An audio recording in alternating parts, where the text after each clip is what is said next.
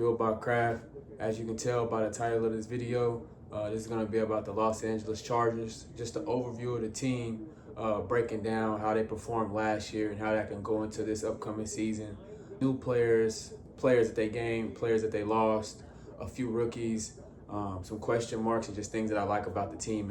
So in the first year of the Jim Harbaugh era, who was a first-year head coach for the Chargers this past season, they went 11-6, so he performed really well. Came in second place in the AFC West, and most importantly, he made the playoffs in his first year. So really impressive first season. I would probably say a top 3 pick for Coach of the Year last year.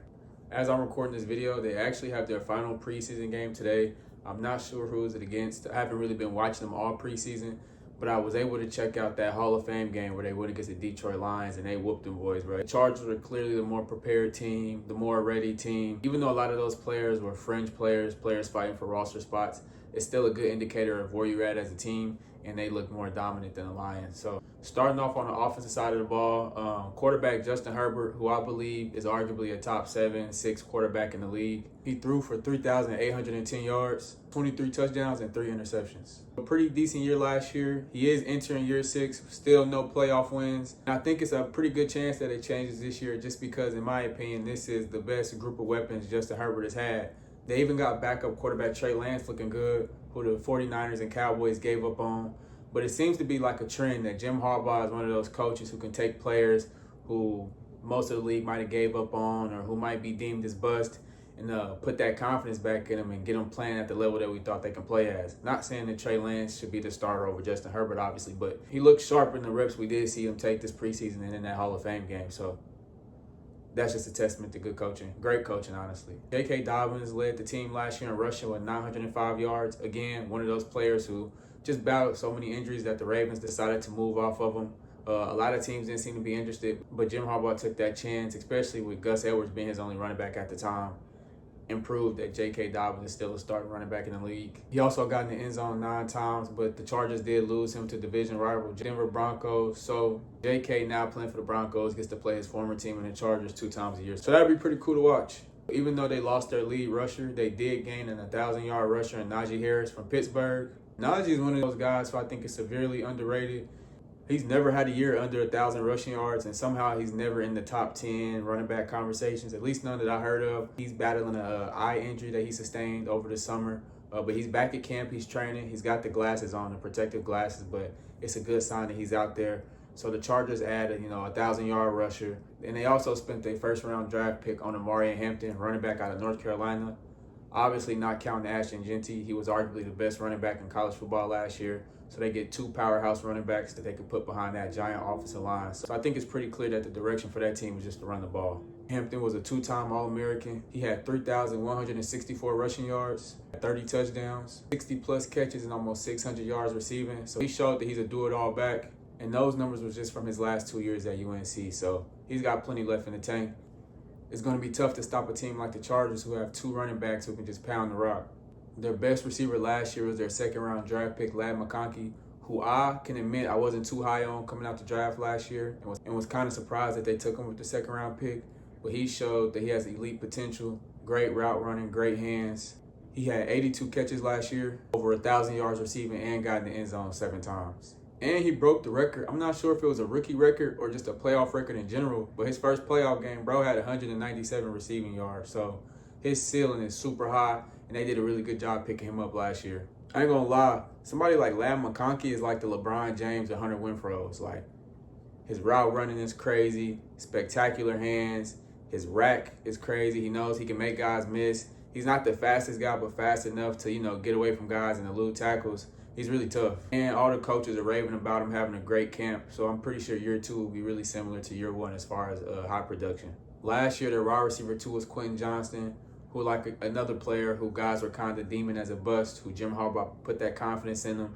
He was kind of the wide receiver 2 last year, but they did add Keenan Allen, so he comes back from Chicago this year. He racked up 70 catches, over 700 yards. He also got in the end zone 7 times too, so he's around 33 years old, but the production didn't slip off. And I think he's the perfect wide receiver 2 for a team like the Chargers and a receiver like Ladd McConkey. And it just makes it that much better that he spent most of his career with that team, so he's already familiar with, how they do things. And I'm pretty sure it's not going to take him long to get back acclimated with a lot of those guys. And he played with Justin Herbert before too, so that's a plus as well. Speaking of Quentin Johnston, he racked up 50-plus catches, had 700 yards, and got in the end zone 8 times. So the Chargers got 3 receivers who can find their way into the end zone. It's a huge plus for a guy like Justin Herbert. He kind of got 3 guys who are familiar with the end zone. And that's not even counting the 2 rookies that they picked up this offseason, and Trey Smith and KLS, 2 really good young wide receivers who I think can get pretty active in this offense. Really like the depth that they have at wide receiver. Honestly, I don't see the rookies getting as much playing time as long as these guys stay healthy. But God forbid any injuries, I think the Chargers got 2 young guys who can step right up and offer just as amount of production, if not more. So again, Justin Herbert's got plenty of guys he can toss the rock to. Big Joe Alt, honestly one of the best rookies last year. His first game last year against the Raiders and Max Crosby, he held his own. And even though I liked him at Notre Dame, at that moment I was like, okay, he's a fringe All-Pro already. I know it sounds crazy to say, but in 5 years, I think that's a guy who'll have multiple All-Pros. And I actually think he'll get one this year if he stays healthy. The highest paid offensive lineman in the league, Rashawn Slater, did go down with a season-ending injury. So that is a tough blow for a team like the Chargers. Again, I spoke about how they have a huge offensive line. The offensive line is definitely one of their strong suits alongside that defense. But with Rashawn Slater going down, you do take a hit from that. But they did acquire Mekhi Becton from the Eagles this summer. So he's been battling some injuries, but he's been back in camp doing one-on-one drills. So I'm pretty sure he'll be good to go by the time the season starts. And then they got their first-round draft pick from a few years ago in Zion Johnson, who they're still hoping can provide some sort of production for him. So they still got a pretty decent O-line, but it does suck that the best guy on the O-line, Rashawn Slater, does go out for the rest of the year. So hopefully he gets healthy soon. But good thing he got paid this summer, so he don't got to worry about, not getting his fair share of coins. If I'm not mistaken, I think Pro Football Focus, if you're into that and think they're credible, had him ranked as like a top 15 player in the league. So yeah, that's a tough loss. Going to the other side of the football now and talking about that defense outside of the offensive line that I think is the best part, the strongest part of that team, led by defensive coordinator Jesse Minter, who I think is a really good defensive coordinator. He does a really good job talking X's and O's and techniques, and when he gets to the podium, breaking down the expectations he has and the different type of things that they're running, and just great at talking defensive techniques. So if you're into that type of stuff, I would definitely YouTube Jesse Minter and his podium interviews. He's a really good coach. Chargers had the best red zone defense in the league last year. The defense was first in points allowed. They got guys like Deion Henley and Derwin James, who them dudes is like missiles, bro. Them dudes see ball, hit ball. Like wherever the ball is they flying to it. Henley led the team with 147 tackles last year. And he played with a torn labrum most of the season. I think he got that injury week 4, which they did say required surgery, which probably would have put him out for the rest of the season. But he played through it and still led the team in tackles. So I think that's just a testament to the type of guys they got on that defense, and that's why that defense was so successful. Derwin James came in second in the team in tackles with 93 tackles. He was an All-Pro, to no surprise. He was balling this year. And I think he was like one of only 3 players, him, Kyle Hamilton, I can't remember the other players, but he played 200-plus snaps at linebacker, safety, and in the slot. So one of those players that any defensive coordinator wish they had him. Like, he makes any defensive coordinator's job so easy. And he be smacking dudes. So Derwin James, he one of them ones, in my opinion, top 2 safety in the league. He be smacking dudes, so definitely one of the top safeties in the league and a valuable asset to that defense. They got to stop suspending him, though. They're getting soft with these tackles, man. I feel like every time I see Derwin James play, they throwing flags because he lining somebody up. In the 2000s, he fit perfectly in that era, that smash mouth football. One of my favorite players to watch fly around on defense. He be getting to it.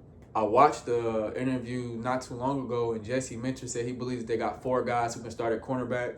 I can't remember off the top of my head who two of the guys are, but I know they picked up Dante Johnson from Pittsburgh this past year, and I think his name is like Tariq Steele. He's super tough, big physical corner. Oh, they got St. Jude. And I can't remember who else, but they got some guys who can fly around. So on top of having guys like, not to mention Khalil Mack, who get after the quarterback still, and Henley and Derwin James, and then they got big-time playmakers on all 3 levels this year. They did lose Joey Bosa, but I honestly don't feel like that'll set them back any. They still kept Khalil Mack. So I still think that Chargers defense will be a top 5 defense. And that's a defense that I picked in fantasy football just because I think they were the highest scoring, if not one of the most highest scoring defenses as well. So they getting after it, man. They be flying around. I like them. I really like how the Chargers play football. I'm a Jets fan, and I don't believe in having like second favorite teams. But if I were to have like a second favorite team, it's definitely the Los Angeles Chargers, especially now that they got Jim Harbaugh. So Vegas got them winning 9 games. I think that's one of the easiest bets. I really think it's a handout. Like I said, assuming everybody stay healthy, I think the Chargers are easily an 11, 12 win team. Another team to make the playoffs. I don't think they'll win the division. I still got the Chiefs winning the division. But I think history will definitely repeat itself as far as the order for the AFC West. I think it'll be Chiefs, Chargers, Broncos, Raiders again, with the top 3 teams making it. The division did get better though, so none of these division games are gonna be gimme wins. You know, you gotta see the Chiefs twice a year. You gotta see the Broncos twice a year. I seen the 49ers on that schedule. I seen the Eagles. So they play some tough competition, but for the most part, I think that they can win a lot of those football games. I think Justin Herbert is definitely good enough to get this team a few playoff wins. I'm not seeing Super Bowl, honestly. I don't see them being better than the Ravens or the Chiefs, but I definitely think they're the 3rd best team in the AFC as a whole. So I think they won a lot of football games this year. I like what they got at head coach.